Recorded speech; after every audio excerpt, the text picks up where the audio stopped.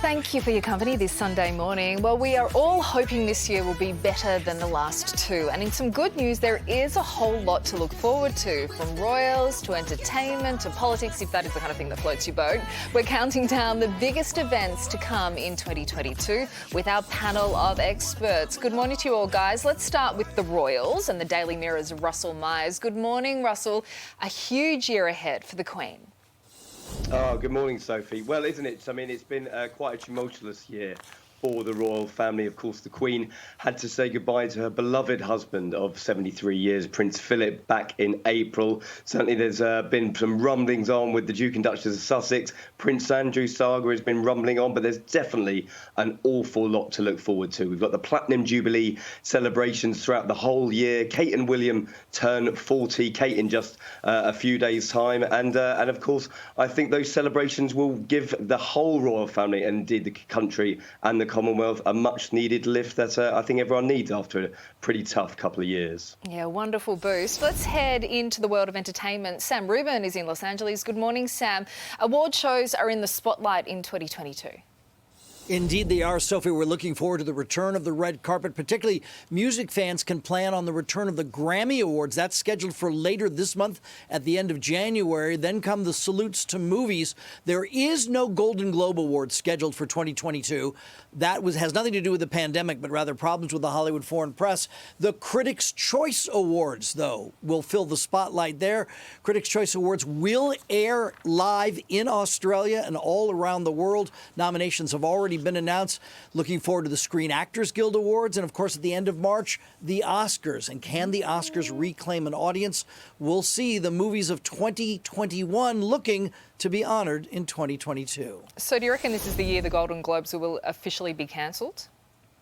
Well, they are absolutely canceled for this year, for 2022. They are not scheduled. Will they resume in 2023? That, Sophie, is an open question. I think if the Critics' Choice Awards are successful as a replacement, that could portend a new trend, and the Golden Globes could be out for good. OK, let's stay in the US and bring in former White House staffer Laura Schwartz in Chicago. Morning, Laura. President Biden faces a huge test this year, right? Yeah, Happy New Year, Sophie. Right now, Joe Biden's saying Happy New Year, but he knows he only has about 2 months to make it so for himself and his party.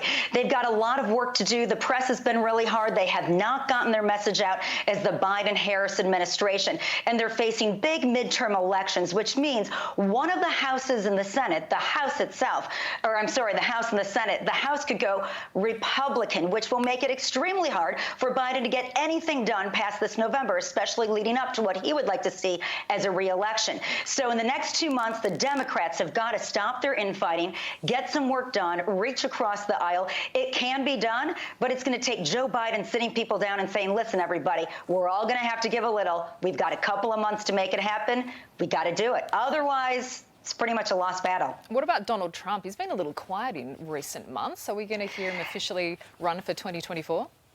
Well, we're going to hear him officially on January 6th, the anniversary of the insurrection on the U.S. Capitol. He announced right before Christmas that he will be doing a live press conference that day. As for the midterms, he's going to support a lot of the candidates in the House and the Senate, the Republicans that believe in the big lie, that Trump's election was stolen from him. But I think we're going to see a page out of the book of the Virginia governor who won this last fall. I think Republicans will welcome his endorsement, and then they don't want the guy standing next to him. That's how the Republican governor of Virginia won this last fall. What are the chances of him winning another election? I think those are slim, and I think we'll have a better idea after this November on where the chips fall in the midterms, as far as not whether the Republicans get in, because I think they will, and take the majority in the House, but how they use his endorsement. You know, people aren't tired of voting for Republicans. They didn't want to vote for Donald Trump. That's what we're seeing more and more. And if that's what's in the tea leaves, I think it's going to be pretty hard for Trump to get in the race. OK, keeping on the politics theme and coming back home to Nine's Fiona Whelan in Canberra. Fee, Australia is heading to the polls. Will the PM keep his job? Look, Soph, I think it's going to be a very close contest. But, of course, if there's one thing we learned at the last election is that you don't declare a winner before the race is over because, of course, in 2019, all the polls were suggesting that Labor was going to win. We all know how that went. And right now the polls do suggest that if an election was held today, Labor would win. However, the Prime Minister has been consistently ahead in the preferred Prime Minister stakes. And that may come down to the fact that Anthony Albanese has a bit of a problem with recognition. A lot of voters don't know who the Leader of the Opposition is. And due to COVID, he hasn't really had the chance to get out there and introduce himself to voters. So he'll be wanting to do that in the weeks and months ahead. The Prime Minister, on the other hand, has a bit of a trust problem. There have been a number of incidents that have played into this narrative over the last few years, including his trip to Hawaii and, of course, the French president labelling him a liar. So that's something Scott Morrison will need to really get on top of. And I think can expect to see both leaders out heavily campaigning in the weeks and months ahead. We're expecting a poll in either March or May. But is his handling of COVID going to be the thing that makes the difference at the polls?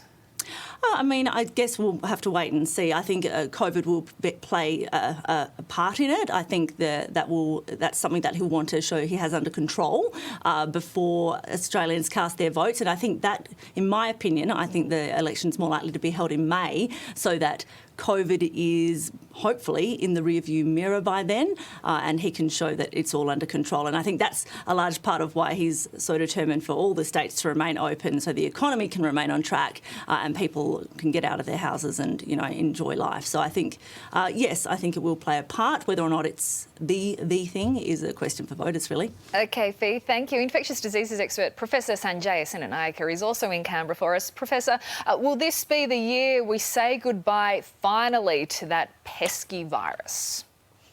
I don't know if we'll necessarily be saying goodbye to it, Sophie, but hopefully it won't be as troublesome as it has been. We know Omicron is affected by the vaccines that we're using. We get protection against hospitalisation, but the next few weeks will be a bit nerve-wracking as we see hospitalisation rates rise in Australia. But big picture, over 9 billion doses of vaccines have been given worldwide. About 80% of the Australian population is fully vaccinated with 2 doses of vaccine, which is fantastic. There are about 123 vaccines worldwide in different phases of development, phase 1, phase 2, phase 3, including these intranasal vaccines, which you can spray into your nose and which probably provide better defences against transmission of COVID than the injections that we've received. So there's a lot to look forward to, and we've got medications to treat people in the community with COVID and in hospital. So all that's good.